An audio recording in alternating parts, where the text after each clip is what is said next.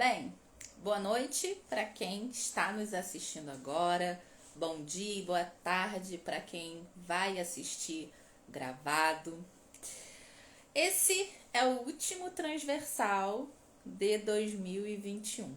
Transversal que é um projeto que surgiu da minha vontade de falar sobre assuntos correlacionados ao dinheiro, mas que normalmente a gente não vê dessa forma, né?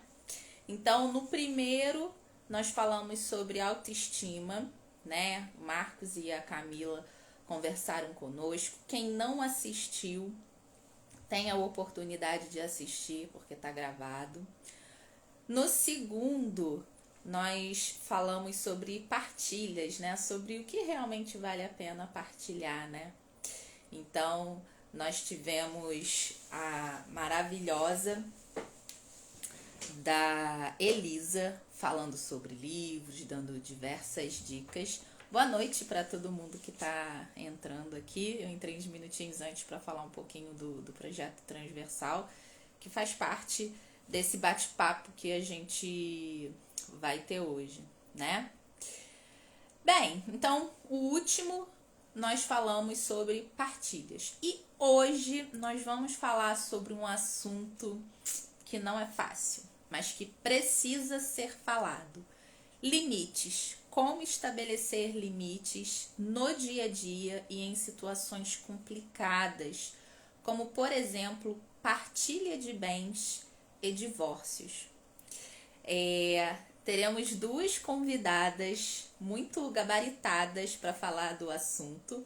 A Pri já chegou por aqui, né? Ela que é da Cura do Feminino, da página Cura do Feminino. Vai falar, vai ajudar a gente a entender como estabelecer esses limites.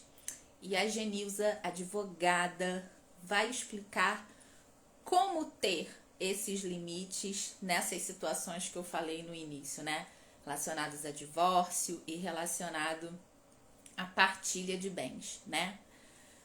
Pri, me pede para participar, para eu poder te aceitar aqui. Eu acho que eu não tô. Deixa eu ver se eu consigo te.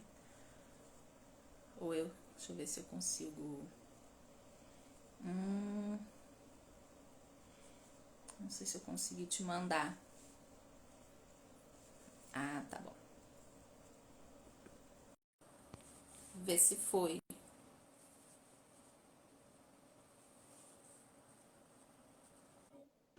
Foi? Olá, foi. Ah, Foi. E olá, boa aí, boa noite. noite, tudo bom?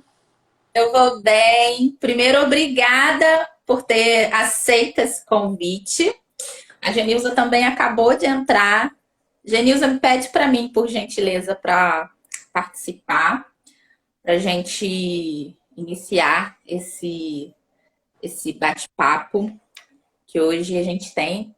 É assunto que não é falado normalmente, né? É um assunto que a gente deixa só para quando já tá lá naquele momento ruim do quiprocó, quando já tá no limite, quando já tá engasgado. Deixa eu ver se eu consigo mandar para você. Peraí.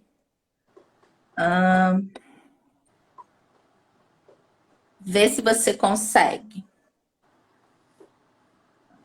Mandei para você, Genilza, vê aí. Acho que deu certo. Ah, Deu certo. Deu Boa certo. noite. Noite. boa noite. Oi, Priscila. Olá. Olha, que bom ter vocês aqui. Obrigada. Hoje seremos brindados com o conhecimento da Priscila e da Genilza e um pouquinho do meu. É sempre muito bom poder compartilhar conhecimento.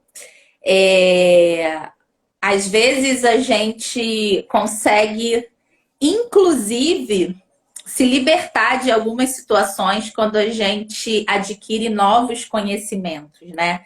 Então, por isso que eu acho tão importante trazer assuntos aqui que, como eu falei no início, normalmente não são falados, né? A gente espera só chegar lá na situação difícil. Bem, Eu vou pedir, então, por favor, para a Genilza se apresentar. Oi, boa noite a todos. Primeiro, obrigada, Thalita, pela oportunidade de estar aqui com você e com a Priscila, que eu admiro muito. Meu nome é Genilza, eu sou advogada e sou mediadora de conflitos também. Como mediadora, né, o trabalho é facilitar o diálogo entre pessoas que estão em situação de conflitos de uma forma imparcial, para que eles sejam autores aí da construção da resolução desse conflito. E como advogada, especialmente na área de família, que é o que a gente vai tratar aqui hoje, eu atuo de forma colaborativa. E aí a gente vai desenvolver mais esse assunto daqui para frente. Tá certo. Obrigada, Genilza. Agora eu pedi para a Priscila, por favor, se apresentar. Boa noite, Thalita, Genilza. Obrigada, Thalita, pelo convite. Também me sinto muito honrada de estar aqui, dividir um pouquinho sobre um assunto que eu acho que é uma questão para todo mundo em algum nível, né? Então é muito importante a gente, quanto mais falarmos, melhor. Meu nome é Priscila, eu tenho esse projeto A Cura do Feminino, que é um caldeirão, né? Onde eu trabalho como arte-terapeuta, como astróloga, eu trago a linguagem astrológica para a arte-terapia. E também como fotógrafa, embora a fotografia esteja pausada desde o início da pandemia, assim que as coisas, que eu senti também mais segurança para começar a voltar a fotografar, a fotografia volta para o A Cura do Feminino. E o meu foco de trabalho é no desenvolvimento de personalidade e autoconhecimento, e eu acho que é assim que eu vou poder contribuir hoje aqui com vocês. Obrigada, Genilza e Priscila, por terem se apresentado. Agora eu vou me apresentar um pouquinho, porque pode ter público, espero que tenha, da Genilza e da Pri aqui. Bem, sou Thalita, educadora financeira. Eu crio processos personalizados em que eu ajudo as pessoas que me procuram, né, que me contratam, a gerenciarem as suas finanças de maneira mais assertiva, mas principalmente conectada aos seus valores de vida, né? A base do meu processo financeiro é esse. Você gerir o seu dinheiro, investir seu dinheiro conectado com seus valores de vida. No mais, está aqui na página. Não quero usar esse tempo precioso para falar coisas que estão disponíveis aí qualquer dia da semana, tá? Bem, eu quero começar falando da importância dos limites, né? Conhecer nossos limites, estabelecer para o outro qual é o nosso limite. E, principalmente, a ideia de quando esses limites precisam ser estabelecidos. Eu sempre tenho a sensação de que a gente estabelece, às vezes, os limites um pouquinho mais tarde do que eles deveriam ser estabelecidos, né? Genilza vai falar de situações hoje em que normalmente há um certo conflito, né?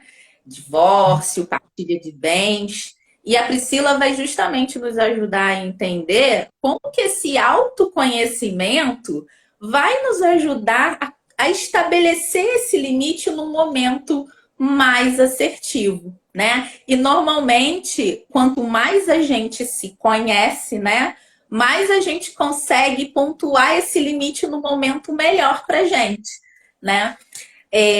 Porque às vezes a gente fica sempre esperando o melhor momento para o outro, né? Ah, não, eu vou botar esse limite agora não, porque o outro não vai gostar, o outro vai ficar chateado, o outro, enfim, o outro. E aí a carga de emoção e de sentimento dentro da gente vai crescendo e às vezes a gente chega numa situação muito, muito complicada, né? Então eu vou iniciar falando da importância do limite financeiro, né? A gente normalmente não gosta de limite financeiro, né? A gente tanto não gosta que um dos maiores memes da internet é o quê? Que o nosso cartão é metade de eu mereço e metade de trabalho para isso. Então a gente gosta o quê? De fazer graça até com isso, né?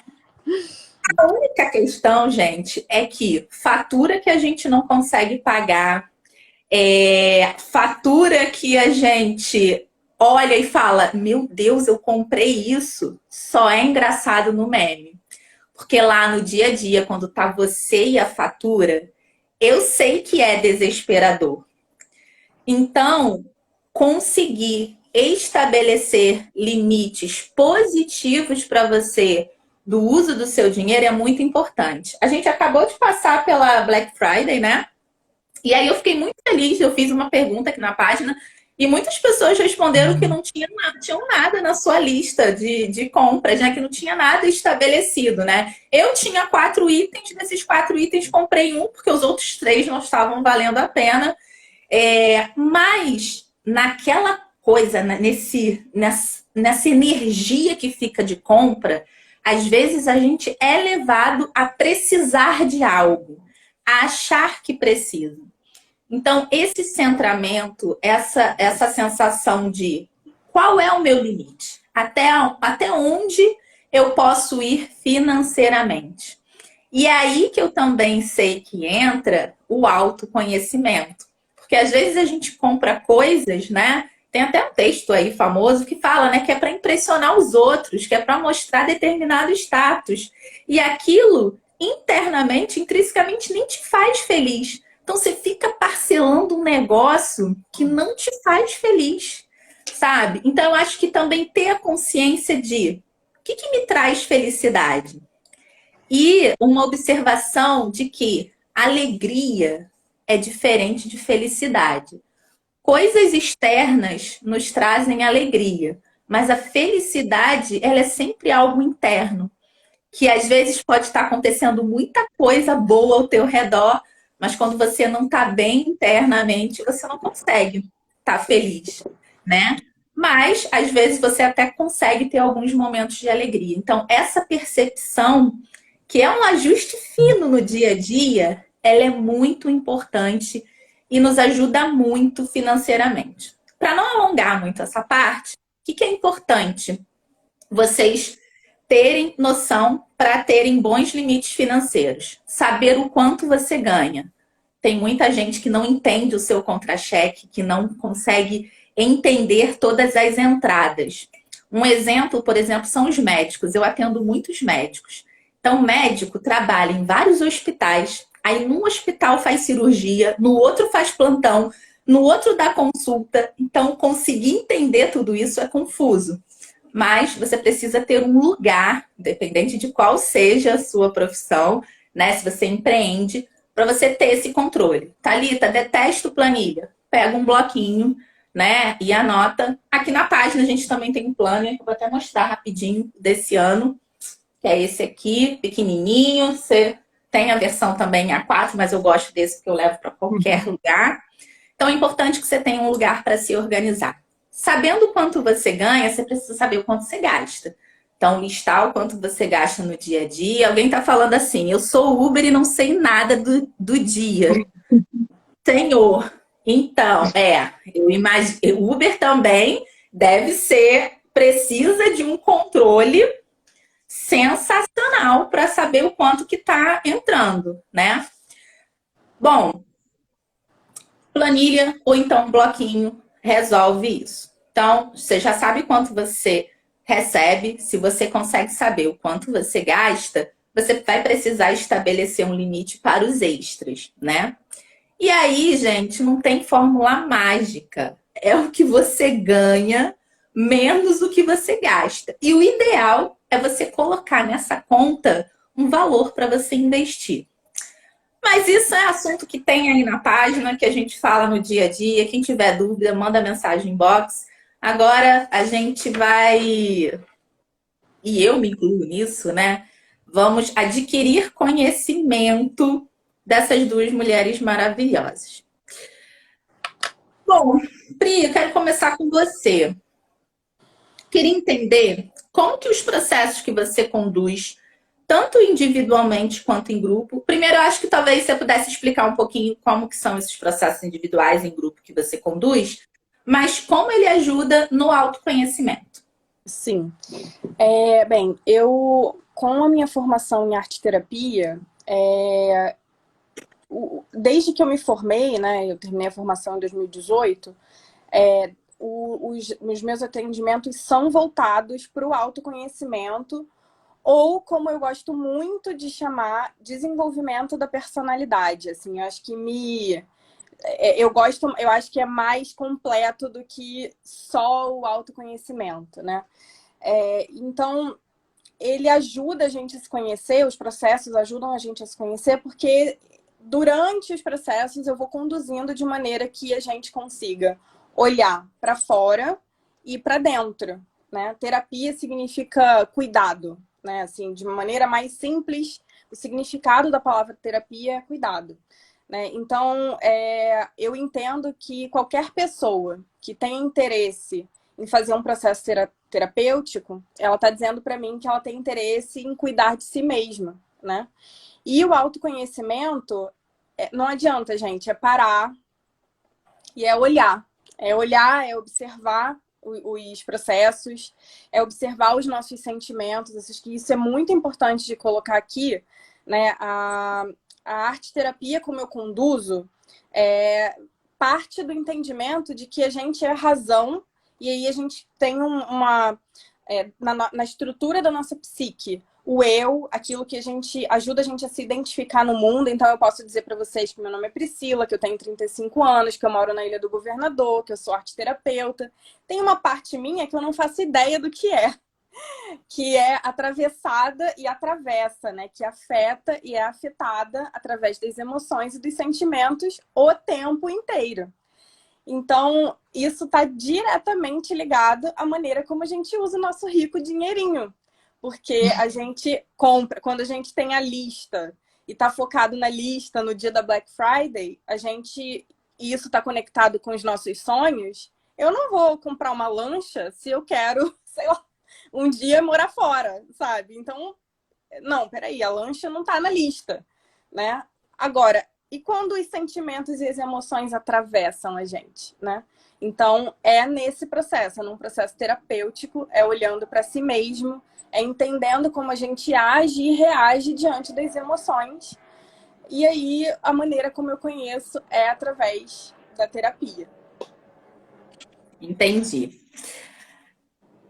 Por que temos tanta dificuldade de entender e estabelecer nossos limites? Eu acredito que é justamente porque a gente se olha pouco. A gente tem um modo natural de ir conduzindo as coisas que é muito focado nesse eu que a gente identifica facilmente, né? Então, assim, frases que a gente fala ou ouve muito. Ah, eu sou assim, eu gosto disso.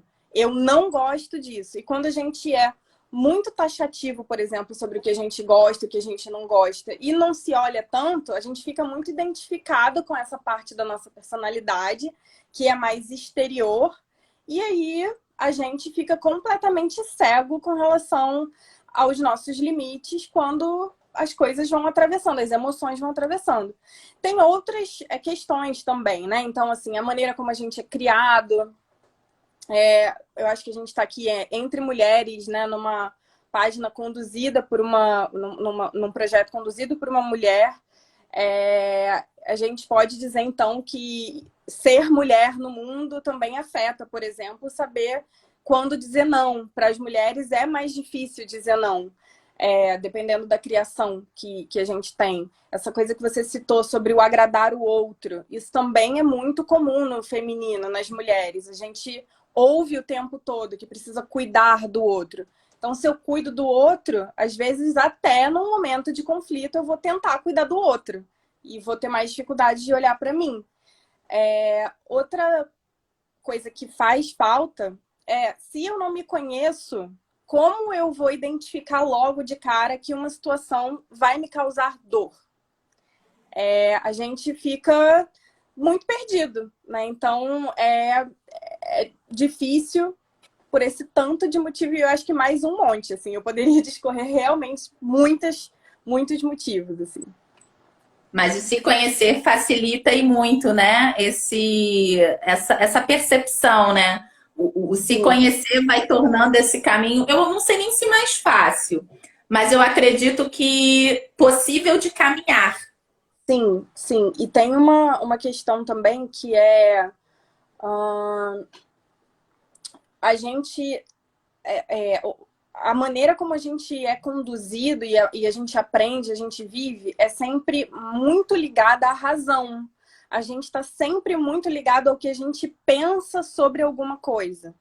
E aí, muitas vezes a gente demora a entender que existe uma emoção e um sentimento agindo na razão junto. E aí, quando a gente vai perceber, assim, aí a gente já tá lá no fundo do poço, ou sofrendo muito. Mas você tocou numa questão que é muito interessante. Realmente, não necessariamente é mais fácil, né? O caminho do autoconhecimento não é um caminho fácil. Justamente porque a gente é convidado o tempo todo a olhar para questões duras sobre nós mesmos, né? Mas tem uma coisa que eu posso afirmar, assim, é recompensador. Né? Mesmo difícil, é recompensador, porque a gente vai cada vez se alinhando mais a quem a gente é de fato. Né? Ficamos mais alinhados com a nossa verdade. Sim. A Laura falou aqui, gente, eu não me conheço, de verdade mesmo. Eu conheço todas as pessoas ao meu redor, menos eu. Ela deu uma gargalhada. E isso consome todo o meu dinheiro. Isso, rindo de nervoso. Isso realmente, gente, é muito complicado. Porque muitas vezes, nessa questão do não se conhecer e como a Priscila pontuou aqui, eu vou cuidar do outro, eu vou dar atenção ao que o outro quer, aos desejos do outro. O seu dinheiro, ele é usado para agradar todo mundo e menos você. Eu lembrei agora do caso de uma cliente que ela falou assim para mim, que ela recebeu um dinheiro alto e ela ficou muito feliz. E ela foi fazer uma lista, falou, não, eu quero usar isso aqui direitinho. Então, eu vou fazer uma lista de algumas pessoas que eu quero presentear. Quando ela terminou a lista, ela viu que a única pessoa que não estava na lista era ela. E aí ela levou um susto, ela falou assim, mas gente, o primeiro dinheiro grande que eu ganho na vida, eu botei todo mundo, menos eu. E ela falou assim, eu botei presente para minha sobrinha de 8 meses, que talvez nem se entenda no mundo ainda, e eu não botei para mim. Pra gente ter noção do quanto essa noção de se conhecer, de se perceber, porque nisso também a gente entra na questão de se perceber merecedor e merecedora das coisas, né? De coisas boas, né? Que é importante pontuar isso. Merecedora e merecedor de coisas boas, né? Pri, você acredita que os limites são mutáveis? Os nossos Sim, limites? sim, sim. A gente muda o tempo todo, né? E aquilo que talvez era uma cerquinha miudinha pra gente há um tempo atrás, agora pode ser que seja uma fazendona grandona. Mas tem uma coisa interessante nos limites, que às vezes é interessante a gente ultrapassá-los. Eu acho que o importante aqui é o seguinte, é a gente não criar rigidez sobre o próprio limite ou sobre si mesmo.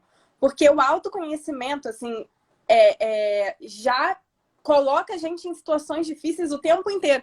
A gente fica o tempo todo lidando com questões nossas, que às vezes são ótimas, lindas, a gente descobre dons, a gente descobre qualidades incríveis, a gente descobre uma força, a gente vai criando recurso para lidar com a crise, e isso é incrível. Né? Mas a gente também vê coisas ruins, a gente se depara de fato com a sombra, né? Quando a gente está num processo profundo de autoconhecimento, a gente se depara com coisas ruins sobre nós mesmos. E muitas vezes esse ultrapassar o limite ajuda a gente também a flexibilizar o não, eu vou dar 2 passos para trás. E a gente precisa também aprender isso. O que seria o limite? Vamos usar a imagem da cerquinha como um limite? Eu acho que é uma boa imagem. Imagina assim, né? Que cada limite nosso é uma cerquinha. Se você está num espaço pequeno de limite, você vê facilmente a sua cerquinha. Você está ali muito rígida e você consegue olhar e ver. Você vira assim, você vê toda a cerquinha em volta. Agora, imagina que você está numa fazenda gigantesca, muito grande. E a vida, ela se torna isso, né? A gente precisa lidar o tempo inteiro com muitas questões emocionais. E aí, às vezes, fica difícil enxergar onde está a cerca. E aí, por exemplo, um sentimento que está sempre muito assim, que está sempre muito alinhado com a questão do limite é o medo, né? Então, existe quem não tem medo nenhum e enfia o pé que tem, o pé que não tem na jaca, né? E vai ultrapassando todos os limites e aí, quando viu, ao invés de voltar 2 passos, precisa voltar 5 quilômetros, né? Tem quem não ande 2 passos para frente porque fica com muito medo de chegar perto do limite. Então, a gente precisa se conhecer para quê? Para saber quem somos nós no rolê do limite. Se eu tenho muito medo, eu preciso ter um impulso. Eu preciso saber que, às vezes, sim, às vezes eu vou ultrapassar o limite. E isso é importante, porque, às vezes, se eu ultrapasso, eu também percebo que eu posso estender a cerquinha. Ai, olha aqui. Andei um pouquinho mais, tô segura aqui, vou estabelecer uma nova cerquinha, né? Mas para isso tem que se conhecer, tem que conseguir perceber, né, os próprios sentimentos e o mais, assim, criar recurso emocional para lidar com os limites, porque também não é fácil esse estabelecimento, né? Às vezes a gente não quer, como você fala do cartão de crédito, às vezes a gente não quer respeitar o limite que nós mesmos impomos, né? Então, o ser humano é incrível, mas eu acredito sim, somos flexíveis, somos mutáveis. A gente só precisa estar atento para quando o limite precisa mudar. Entendi. Queria que você explicasse um pouquinho pra gente o que são as projeções, porque eu acredito que às vezes a gente coloca limites que não são necessariamente nossos, e quero saber se elas atrapalham a nossa percepção e a nossa clareza sobre os limites. Essa pergunta é muito boa, muito incrível, porque vou começar com um dado importantíssimo para falar sobre projeção, que nem tenta não projetar. Falharemos. Falharemos miseravelmente. As projeções, elas fazem parte de qualquer relação, assim, né? Então, vamos projetar, projetamos, né? A gente projeta nas pessoas que a gente se relaciona amorosamente, a gente projeta nos nossos amigos, nos nossos familiares, e essas pessoas também projetam na gente. Então, a forma mais fácil de explicar o que é projeção é pensar num espelho, né? Numa imagem projetada num reflexo, né? Então, se eu estou lidando com uma pessoa e estou projetando alguma coisa ali, na verdade, eu não estou lidando exatamente com aquela pessoa. Eu estou lidando com alguma questão interna minha. A projeção, ela é inconsciente. Isso é muito importante. Inconsciente significa que não é consciente. Então, se a gente tem algum lampejo de percepção, de consciência sobre uma projeção, aquilo já vai deixar de ser uma projeção em algum momento, porque a gente colocou consciência ali, né? Então, de maneira básica, eu acho que é isso, assim, é o espelhamento, né? Então, as projeções existem, a gente não tem como evitá-las, porque existe uma parte da nossa própria psique que é inconsciente e é daí que elas vêm, né? Com isso, eu também posso dizer que as projeções são grandes catalisadoras de mudança, de transformação, de desenvolvimento de personalidade. Se a gente está atenta a ela, se a gente está num processo de análise, né? Eu vou dar um exemplo que é o clássico do clássico das projeções. É aquela pessoa que incomoda muito você. Qualquer situação. Às vezes você nem conhece a pessoa. Você chega num grupo, a amiga da amiga. A amiga da amiga chegou e você fala, não gosto dessa pessoa. Já dá um ranço de graça. Minha energia não bateu com a energia dela. Você, Sim, claro. Provavelmente tem alguma coisa ali que é fruto do inconsciente, né? Às vezes, vou dar um exemplo genérico, né? Mas que funciona para entender, é didático. né? Essa amiga, então, você tá ali, você é uma pessoa mais retraída, introspectiva. Essa amiga, ela é extrovertida, né? Ela chega na festa, ela fala com a mãe da aniversariante, com o pai da aniversariante, com o marido da aniversariante, ela fala com todos os amigos, fala inclusive com você que tá com o ranço dela. E você tá ali se roendo de ódio daquilo, você fala, ai, que pessoa insuportável. Aí precisa falar com todo mundo. Aí a outra pessoa que tá com você fala assim, ué, gente, ela só é educada. Assim, ué, qual é o problema dela falar com todo mundo? Ela só é educada. De repente, ela tá expressando uma atitude, uma qualidade que você não tem, que é difícil, que é de se expressar, de se expor. Nem bom, nem ruim. Não vou nem fazer aqui essa de dizer que é bom ou que é ruim. Mas que para você é difícil, né? Então, tá ali um retratinho de uma projeção, né? Elas atrapalham na nossa autopercepção? Sim, se a gente está completamente cego sobre, né? Se a gente não está prestando atenção na gente, uma coisa que a gente pode começar a observar na gente é quando a gente começa a trazer muitas coisas dos outros. Nas sessões, né, terapêuticas, isso é muito comum.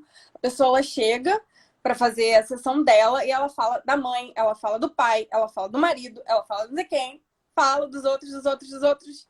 Tá, mas e você? Não, mas é porque o fulano me irrita, o fulano não sei quem. E é sempre o outro. O outro tá ali uma grande dificuldade de você olhar para você mesmo e perceber como tudo bem, o outro te irrita. Isso é válido. Mas como você se sente, assim, é difícil de amplificar, né? Elas atrapalham na nossa percepção, mas elas também podem ajudar muito se a gente estiver num processo de análise, porque a partir delas a gente conhece um monte sobre nós mesmos, assim, né?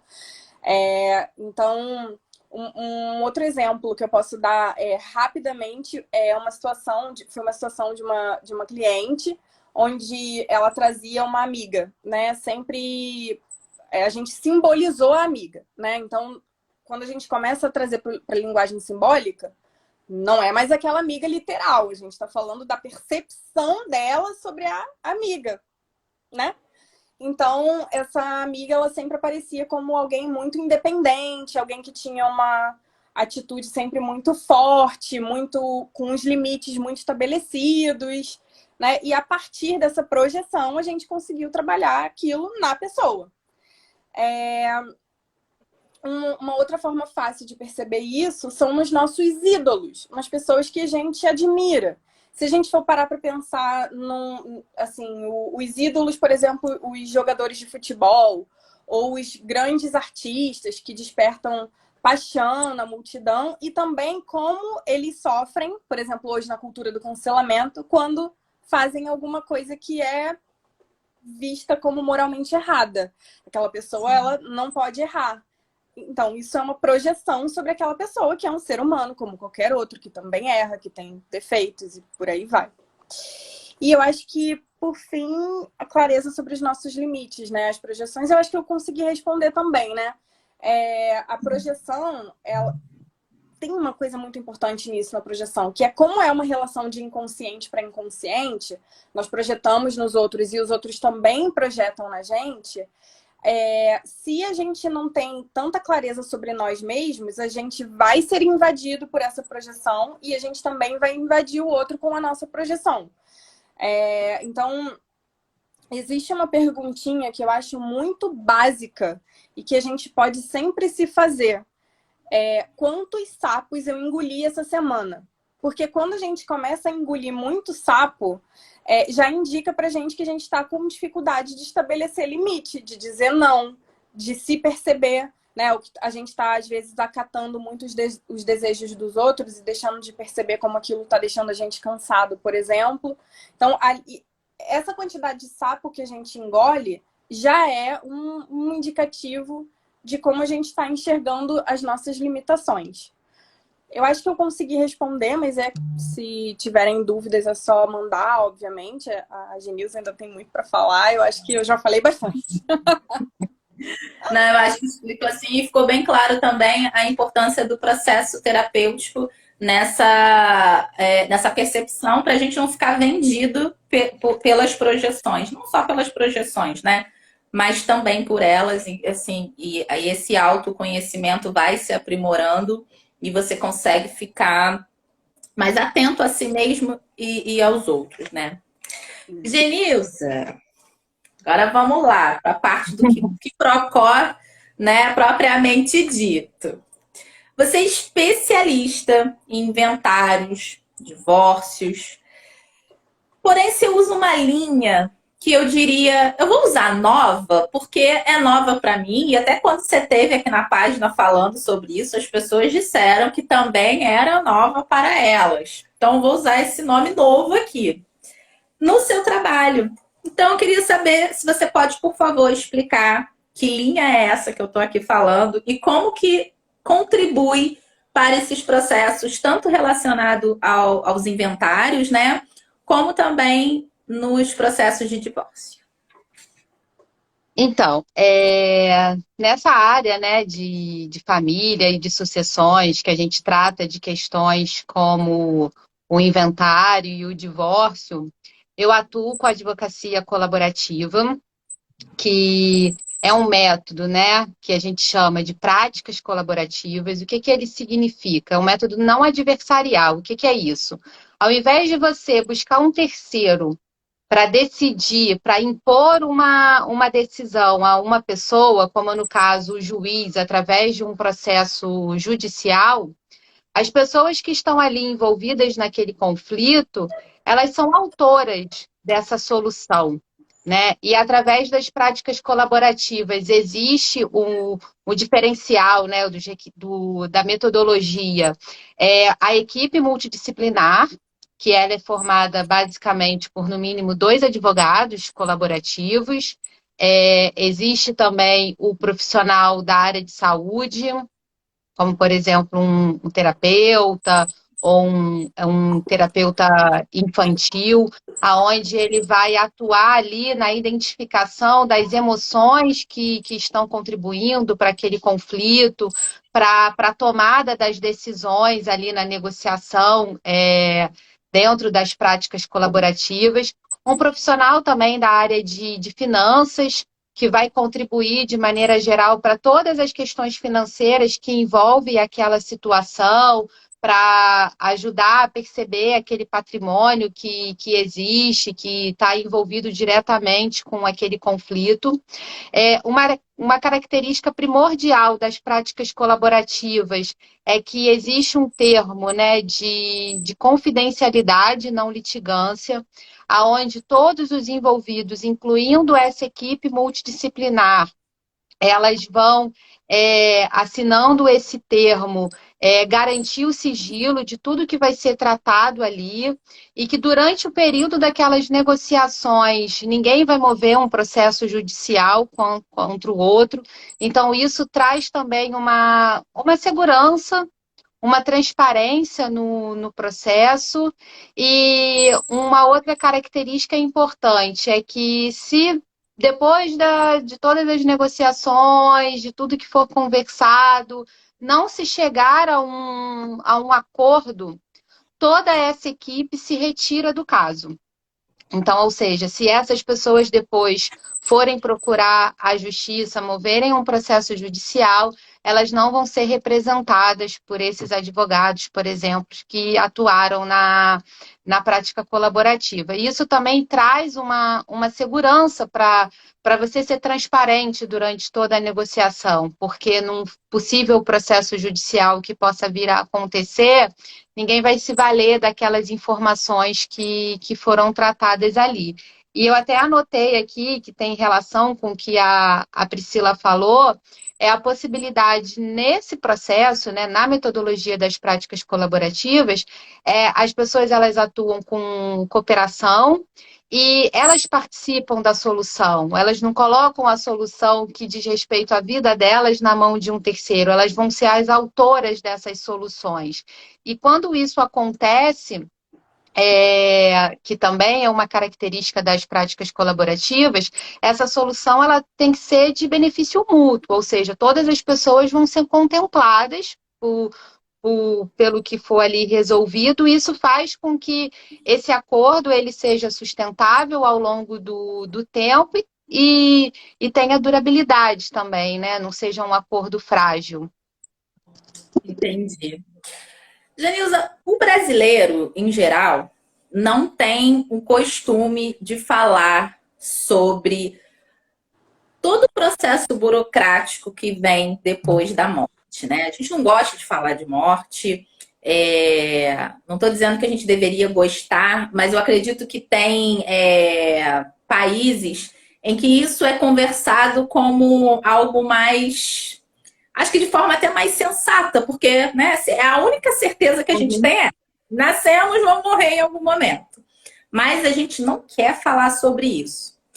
E a gente passou agora, ainda estamos, né, doidos para sair desse período de pandemia, em que muitas pessoas se foram e de forma muito repentina, algumas, infelizmente, né?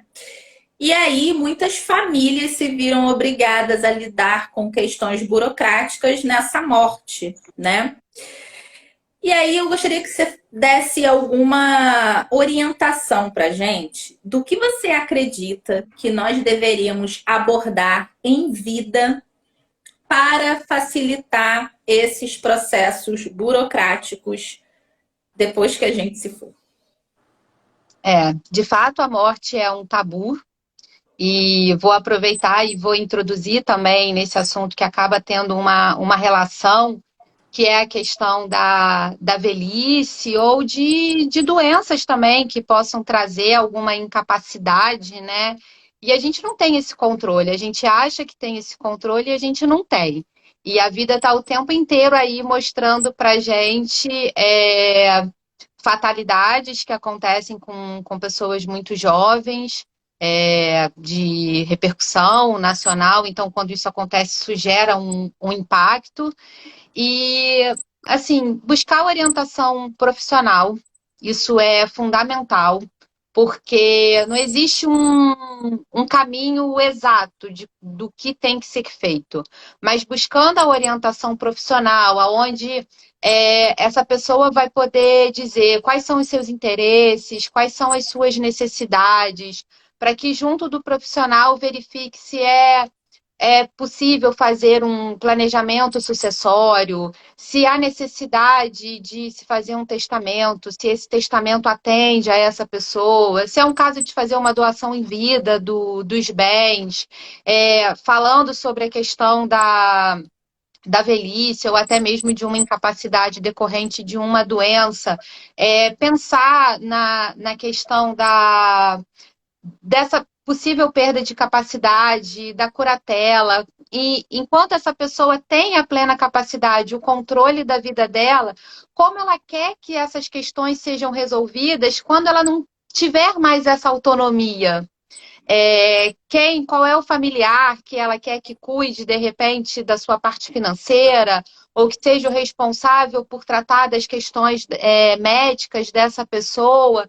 E acho que, assim, isso traz também para a pessoa que está passando por isso, tanto para a questão da capacidade, né? Quanto também da questão da morte, a possibilidade dela participar de como esse patrimônio dela vai ser ali tratado quando esse momento chegar. E conversar. A Priscila falou isso também, assim, que as pessoas muitas vezes não externalizam o que estão pensando, não externalizam o que estão sentindo. E eu vejo na minha prática profissional que muitos conflitos, eles nascem justamente dessa falta do diálogo. Então, assim, buscar orientação profissional, buscar esses métodos que hoje, né, existem, estão aí cada vez mais evidentes da solução de conflito de forma consensual, como prevenção também. E não só quando o problema já existe. Acho que o caminho é esse. Vou te fazer até mais uma pergunta com relação a isso, que é o seguinte: você falou que isso precisa, né? Obviamente precisamos conversar sobre isso e tudo mais. E quando isso, você procura o profissional para te ajudar nisso. Isso fica estabelecido em um documento, é isso? Uhum. Sim. E é sempre o mesmo documento ou para cada caso vai ser um tipo de documento? para cada caso vai ser um tipo de documento. Se dentro ali, a gente falando de planejamento sucessório, se a pessoa optar e ver ali junto do profissional que o melhor caminho, de repente, é fazer uma doação em vida, existe um documento e um procedimento específico para isso. Se for necessário fazer um testamento, existe também um documento e um procedimento específico para isso. Entendi. Então, Isso tem que ver o caso concreto, conversar e ali junto alinhar qual o melhor caminho. E é muito bom a gente saber disso, porque as palavras que a gente mais ouve, né, é o quê? O testamento e o inventário. Então a gente acha que não, tem que ter esses dois aí. E aí a Genilza está aqui falando pra gente que há muitas possibilidades e que às vezes possibilidades muito melhores do que essas que a gente só ouve. Então por isso a importância desse profissional, né, para poder te auxiliar a entender, primeiro você explicar quais são, como a Genilza colocou muito bem, quais são as suas necessidades, você precisa conseguir verbalizar isso para o profissional. Se você não conseguir, vai para terapia antes para conseguir colocar isso para o profissional. E aí esse profissional vai te dizer qual o melhor caminho para você conseguir que isso que você deseja seja colocado em prática, né? Bem, durante a pandemia também, o número de divórcios dispararam, né? E aí eu queria que você falasse quais são as formas de se realizar um divórcio, quanto tempo leva cada um dos tipos e, com a sua experiência, se é possível estabelecer limites saudáveis nesse período. É possível. E assim, isso tudo tem a ver também com o momento dessa tomada de decisão e da forma como a pessoa vai optar fazer essa transição, né? Então, assim, acho que o primeiro lugar é reconhecer que é uma transição, é o fechamento de um ciclo para o começo de um novo ciclo e a forma como cada um vai optar aí que esse fechamento e esse começo aconteça, ele é determinante para que isso seja feito de uma forma que agregue para as pessoas, né? Fácil não é, como vocês falaram também, não é um procedimento fácil, mas é possível, e assim, e é possível que essas pessoas sejam de fato as autoras de como isso vai ser resolvido. Então, a base de tudo isso é o diálogo, o respeito a si, ao que você deseja, a maneira como você vai conduzir, o respeito ao outro também. Então, assim, em relação ao divórcio, a gente tem o divórcio extrajudicial, que é aquele feito em cartório. Para fazer o divórcio extrajudicial é preciso alguns requisitos, é preciso consenso, então não pode haver aí divergência em relação às questões que estão envolvidas ali no divórcio, como, por exemplo, a partilha dos bens. Se tiver filhos, né, até a idade de 18 anos, ou filhos que são incapazes, né,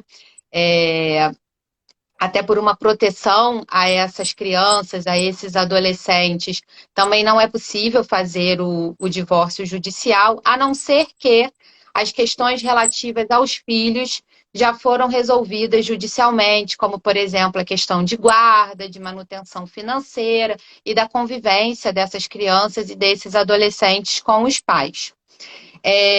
O divórcio judicial, ele obrigatoriamente tem que ser feito quando você tem, né, a questão dos filhos, crianças e adolescentes, e quando tem o litígio.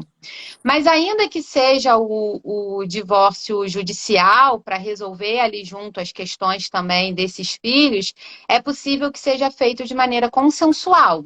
Então, através, por exemplo, das práticas colaborativas e da mediação de conflitos, quando há algum conflito, é possível fazer tudo isso extrajudicialmente, para poder atuar nesse conflito, atuar em questões subjetivas que estão ali contribuindo para esse conflito ou para a intensificação desse conflito, e depois que isso for resolvido extrajudicialmente, levar para para um processo judicial apenas para homologação do juiz e para verificação do Ministério Público por conta da proteção aí, por resguardar também essas crianças e esses adolescentes. Com relação ao tempo, não tem como a gente precisar, mas o divórcio extrajudicial em cartório, ele isso eu posso afirmar que ele é muito mais rápido do que o divórcio judicial. Porque ele depende, na verdade, ali das pessoas, delas darem o próprio andamento e irem ao divórcio fazer ali a formalização. E no caso do divórcio judicial, quando ele é consensual, ele também é muito mais rápido. Porque também você leva ali para a homologação do juiz, então, mais se for litigioso, o desgaste é de tempo financeiro e emocional, isso com certeza, não, além de eu não ter como precisar o tempo, ele com certeza é muito maior. Entendi. Quando tem crianças envolvidas, você já até deu alguns exemplos, né? Você falou que durante as práticas colaborativas há, né, um psicólogo, quando a criança é um psicólogo infantil. Você acha que, bom, eu acredito que há mais emoções envolvidas, né? Então, o estabelecimento dos limites talvez seja um pouco mais complicados. Mas como é possível estabelecer os limites que respeitem a criança durante esse processo para evitar alienação parental? Primeiro é reconhecendo que pese numa outra configuração, mas aquela família permanece. Os pais dessa criança não serão mais pares conjugais, mas eles serão para sempre pares parentais.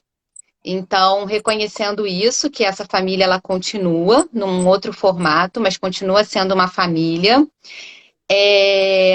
Os pais também terem a consciência de que eles são as referências e o ponto ali de segurança desses filhos, então a forma como eles conduzirem as questões referentes ao divórcio vão repercutir de forma positiva ou negativa nesses filhos. Então, assim, se isso for construído através do diálogo, através do respeito, da corresponsabilidade, com certeza eles vão estar deixando aí uma referência positiva para esses filhos e um exemplo de como esses filhos podem lidar com situações adversas assim da vida. Então, acho que esse é um caminho. E com relação à alienação parental, não só como evitar, né, a alienação parental nesse processo, mas que é necessário evitar a alienação parental.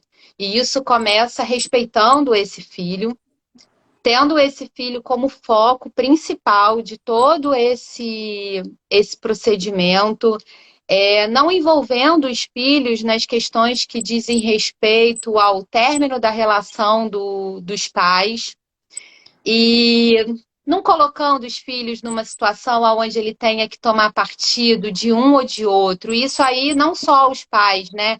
Isso se estende a toda a rede que existe em volta aí desse núcleo familiar, os avós, os tios, os amigos próximos, de não envolver a criança e o adolescente, nem colocá-la numa situação que ela tem que tomar partido de um ou de outro. A criança ela tem que ser protegida, ela tem que ser, e o adolescente, né, eles têm que ser protegidos, eles têm que ser respeitados e procurar conduzir tudo de uma forma que leve menos dano emocional para eles. E, sim, buscar ajuda profissional em todo o sentido, né? Jurídica, terapêutica, financeira, para que tudo isso possa ser resolvido de uma forma construtiva e positiva. Obrigada, Genilza. Acho muito importante ter isso, principalmente porque essa live vai ficar gravada e eu acho que isso vai ajudar muitas pessoas, né? Primeiro, no começo, a Pri falando sobre essa importância da gente se conhecer, de entender os limites, e principalmente quando ela falou, eu acho que num divórcio, e quando tem crianças, tem 3 cerquinhas, né?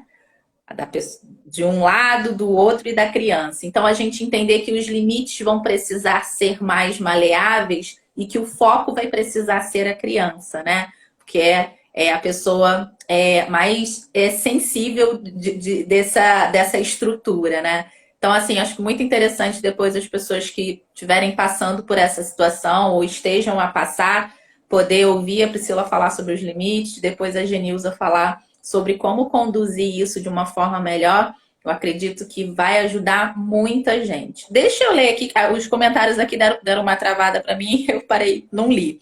A Ju colocou aqui que dizer não é o cuidar do outro, é uma loucura. Muitas vezes esse dizer não é cuidar do outro e de si mesmo.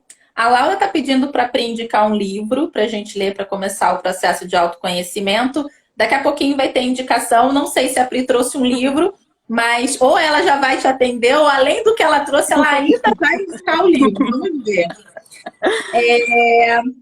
A Adri falou assim: estou sem limite há 2 meses, mas meu dinheiro tem limite. Bom, já é um meio caminho andado, né, gente? Então, assim, o negócio é começar de algum lugar. Aí a Adri mandou beijo. Amigas, porque elas são sinceras. Aí ela te mandou beijo aqui, maravilhosa. Genilza é a melhor advogada e eu sou obrigada e felizmente em concordar com isso. A Genilza é uma advogada incrível, muito competente e que também tem uma percepção muito humana no direito, e eu vejo isso em pouquíssimos advogados. Que me desculpem os outros advogados, mas é verdade. Deixa eu ver se tem aqui mais comentários. Acho que não. Pronto, cheguei no final. Bem, então agora quero exatamente pedir para a Pri indicar ou um livro ou um... Não, peraí que veio aqui. Elisa, extrapolar limites a gente não faz nem no banco. Quanto mais na vida, sem cheque especial emocional, gente. Maravilhosa, adorei esse comentário. A vida cobra com juros, né? Exato, exato. E Paulo está aqui falando orgulho da Genilza. Temos muito orgulho também de Dona Pri. Bom, Pri, agora sua dica, sua sugestão. O que é a dica, gente? Depois que a gente falou aqui, ter alguma coisa para a gente aprofundar ou para a gente conhecer mais sobre o assunto. E aí, Pri, qual é a sua dica? Então, como respeitando o meu lado nerd, respeitando os limites do meu lado nerd, eu trouxe 3 indicações de livro. Então, assim, que é um clássico no meio feminino, mas que não deveria ser restrito apenas às mulheres que correm com os lobos. É incrível para se conhecer, porque é chulapada atrás de chulapada, é tapa na cara, é soco no estômago, você fica nervosa, você quer jogar o livro fora, você não entende nada, mas em algum momento você fala, ai, nossa, isso aqui faz sentido, isso aqui é para mim, né?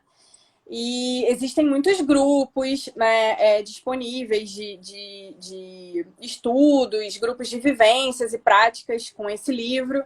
Tem um podcast que se chama Talvez Seja Isso, no Spotify, que é uma conversa sobre os capítulos, e eu indico para quem tem dificuldade de entender o livro, porque ele de fato tem uma linguagem difícil. No Spotify é possível ouvir, é bem legal. Olha aí, dei uma dica que não é livro, um podcast no Spotify. E os outros 2 livros são... eles não estão diretamente associados a limite, mas eles estão associados a sentimentos que nos atravessam. Então, um se chama Medo, Sabedoria Indispensável para Transpor a Tempestade. É um livrinho muito bonitinho. O autor do livro, o nome dele é um pouquinho difícil, eu posso depois passar escrito para Thalita bota na descrição, enfim. É um monge, é budista, aliás, os 2 autores são budistas, mas é um livro muito incrível que, inclusive, ele indica práticas no final de cada capítulo sobre como lidar com medo. Então, é bem bacana. E o outro é chamado Quando Tudo se Desfaz. Orientações para transpor tempos difíceis. Que interessante. Bem legal, bem bonito. Ela não fala diretamente sobre limites, mas ela fala muitas vezes sobre como a gente se sente. Muitas vezes quando a gente se sente no limite, né? Quando a gente sente que tá no limite das situações, ou até que a gente extrapolou todos os limites, enfim. E são livros muito legais, assim, que a gente consegue ler e imediatamente usar, praticar na vida os ensinamentos. Tá bem?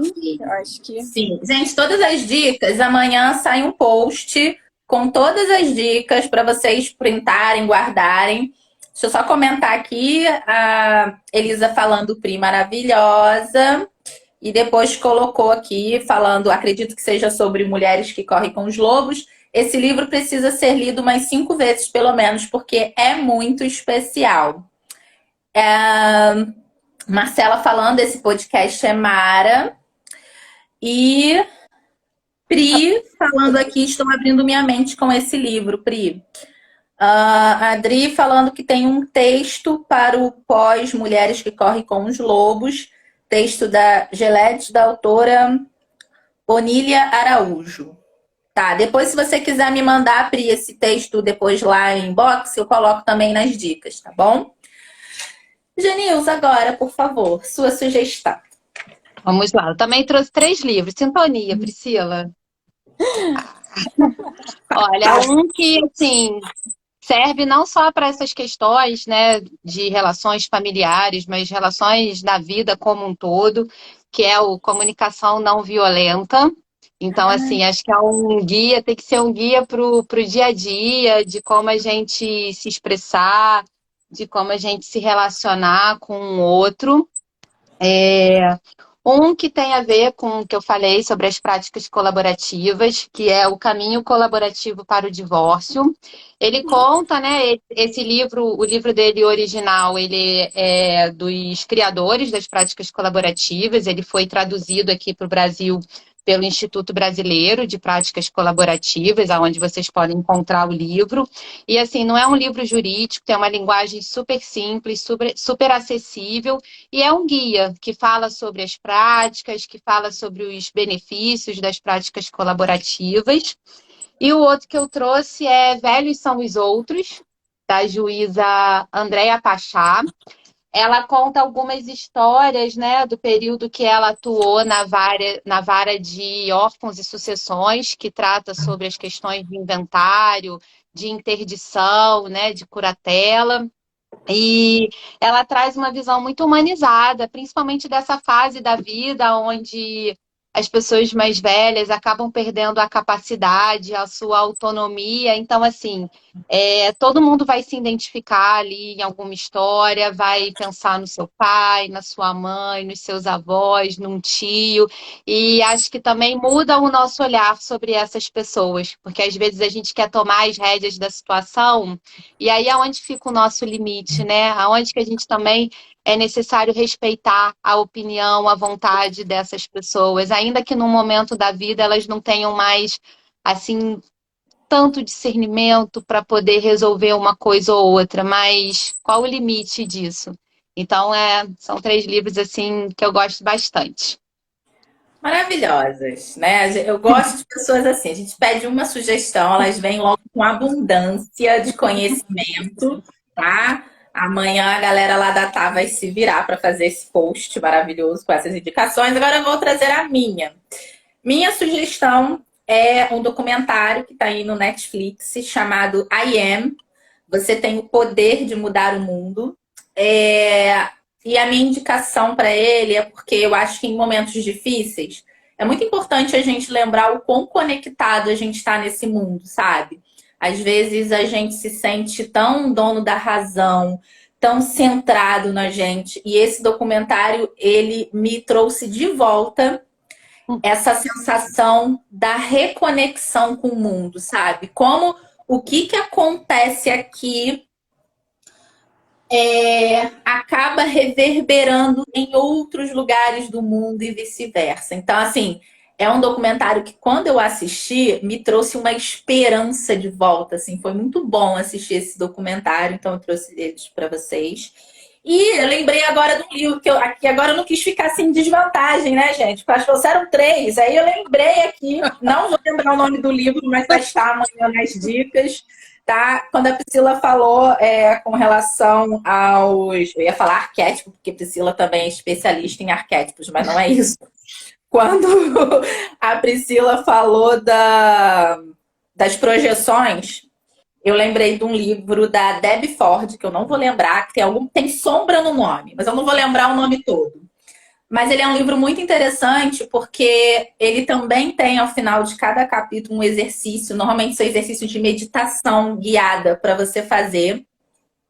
E ele é muito interessante, traz mais ou menos um pouco do que a Priscila falou, que é aquilo que te incomoda no outro tem algo seu ali.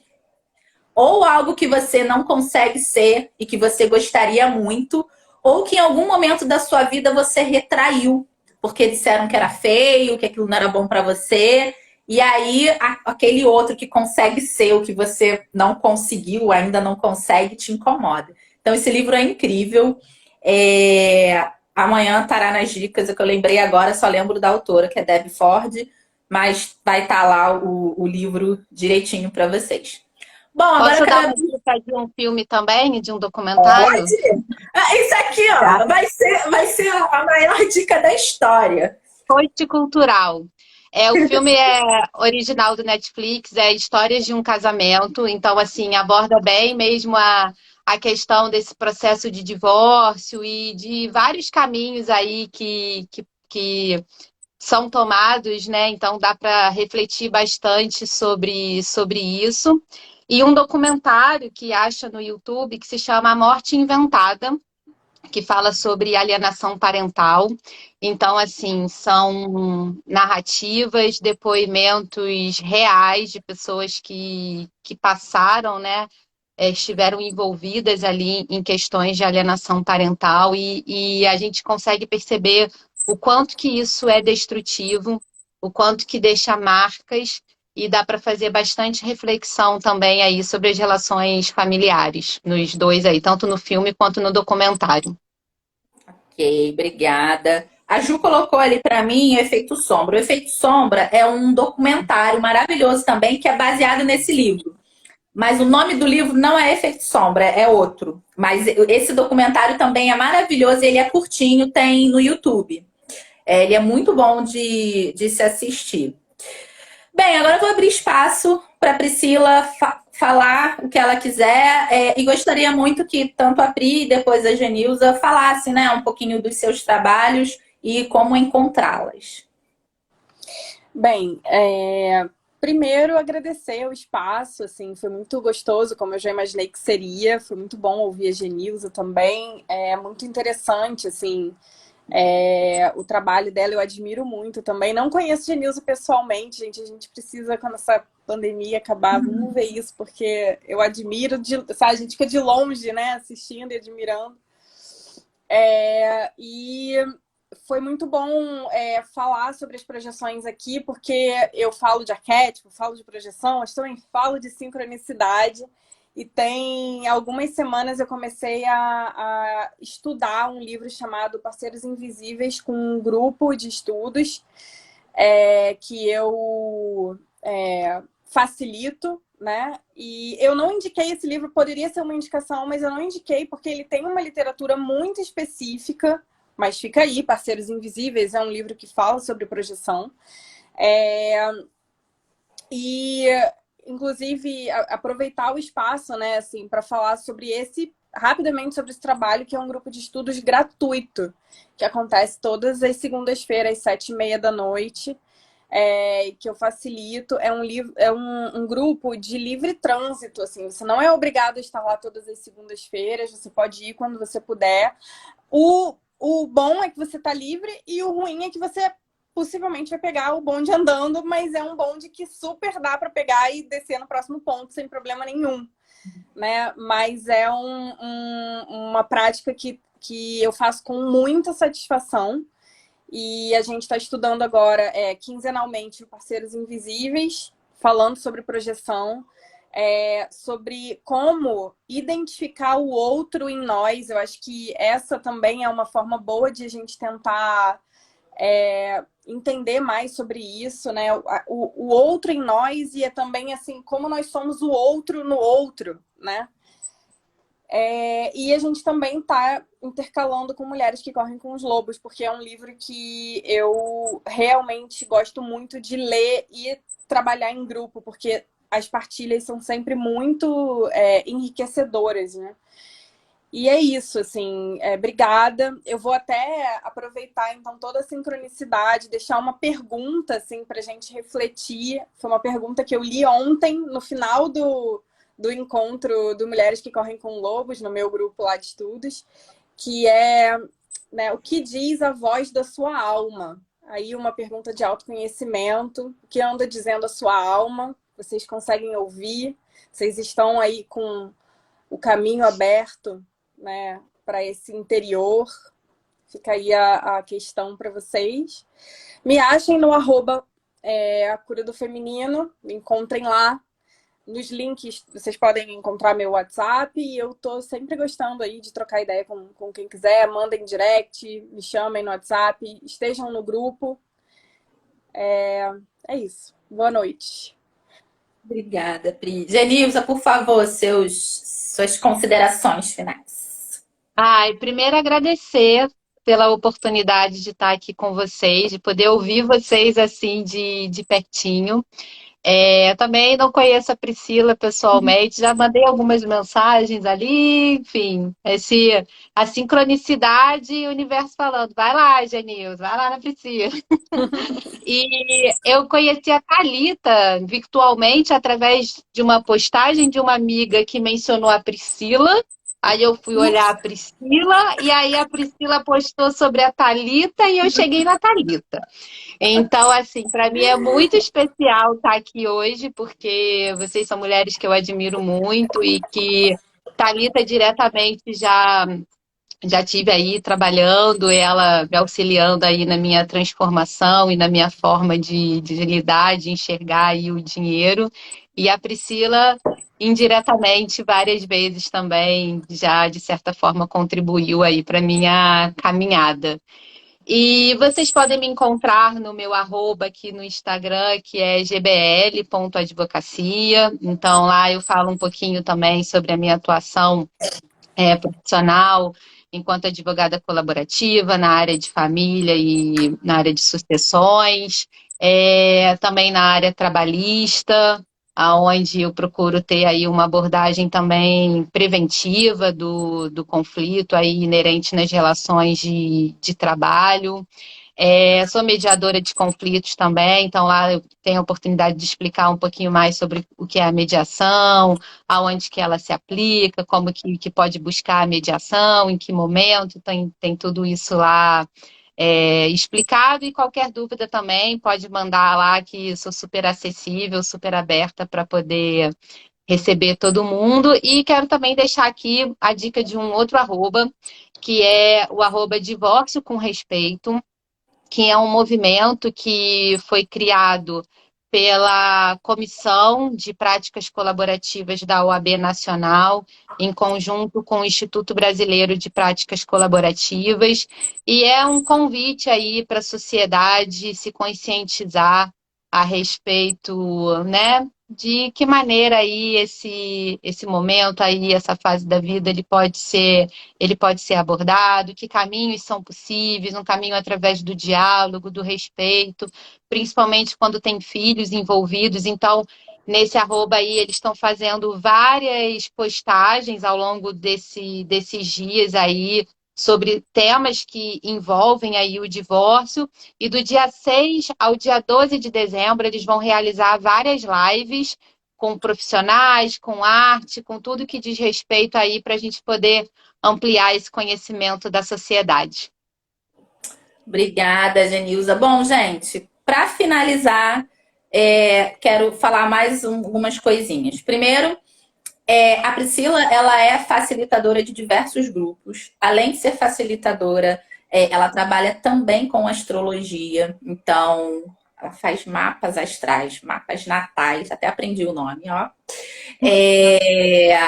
Tem uma leitura diferenciada, eu já mencionei lá na página algumas vezes, eu não sou a pessoa focada na astrologia, mas fiz o meu mapa astrológico natal, é esse o nome? Agora eu confundi, sei os nomes, mas não lembro qual que fiz.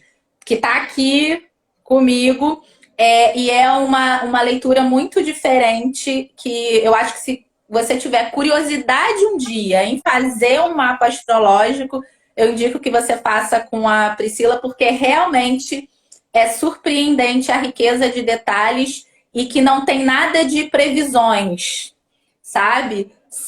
É como se você percebesse algumas conexões de você com você mesmo. Então, quero deixar essa sugestão aqui, porque eu não sou a pessoa da astrologia e achei incrível. Então, imagina quem é, né? A galera que é ligada vai pirar.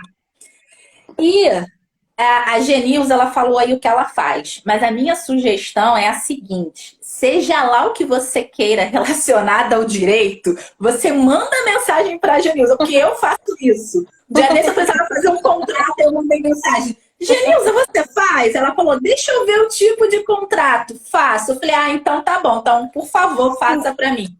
Porque é uma pessoa de extrema confiança, né? Em que. E eu cheguei com um contrato X para ela trouxe diversas ideias muito melhores, inclusive de colocar nesse contrato, Thalita, vamos colocar a questão para que, se houver divergências, para que a gente vá primeiro para práticas colaborativas, que a gente não vá para, enfim, resolver no juízo, que eu não estou sabendo o nome certo aqui. E isso, gente, é muito importante, sabe? Quando a gente não conhece algo, a gente ter pessoas que vão trazer todo o seu conhecimento. Você não vai chegar lá pedindo uma folha de papel e a pessoa sabe que você precisa de uma folha e meia, mas você só pediu uma folha de papel, ela vai te dar uma folha de papel, que foi o que você pediu. Então, assim, precisou de qualquer coisa de direito, você pergunta para a Genilza. E se ela não fizer, aí você procura outra pessoa. Então, você vai estar muito bem se ela fizer, isso eu te garanto, tá? Quero agradecer a vocês duas, o tempo de vocês, a disponibilidade, né? O que a gente tem de mais precioso hoje é o nosso tempo e dividir conhecimento também. Então, muito obrigada, eu fiquei muito feliz, eu tenho certeza que vai ajudar muita gente, vai ficar gravado e outras pessoas vão poder assistir, tá? Um beijo carinhoso para vocês e um beijo para quem assistiu também e vai assistir depois. Tá aí. Beijo. Beijo.